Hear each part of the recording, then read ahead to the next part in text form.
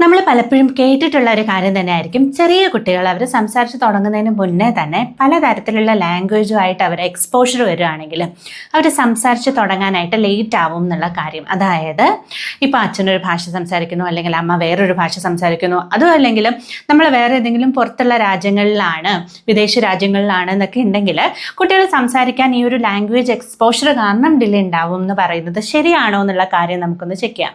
Hi there, this is doctor Arya Devi. റിസർച്ചുകൾ പറയുന്നതനുസരിച്ച് നമ്മൾ ഒരു ലാംഗ്വേജിനോട് എക്സ്പോഷർ വരുന്ന കുട്ടികൾ സംസാരിക്കാൻ തുടങ്ങുമ്പോൾ പല കുട്ടികൾക്കും ഡിലേ ഉണ്ടാവാറുണ്ടല്ലേ.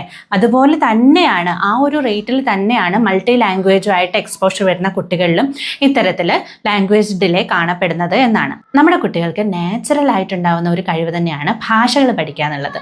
അപ്പോൾ അവർ ഒന്നിൽ കൂടുതൽ ഭാഷകളോട് എക്സ്പോഷർ ആവുന്നുണ്ട് എന്ന് പറഞ്ഞിട്ട് അതൊരു ലാംഗ്വേജ് ഡിലേ ഉണ്ടാവാനായിട്ട് കാരണമായി മാറുന്നില്ല. പകരം അവർക്ക് കൂടുതൽ എബിലിറ്റീസ്, അതായത് പ്രോബ്ലം സോൾവിങ് പോലെയുള്ള കഴിവുകൾ അവരിൽ വർദ്ധിപ്പിക്കാനായിട്ടും ഇത്തരത്തിൽ മൾട്ടി ലാംഗ്വേജസ് ഹെൽപ്പ് ചെയ്യുന്നുണ്ട് എന്നാണ് പറയുന്നത്.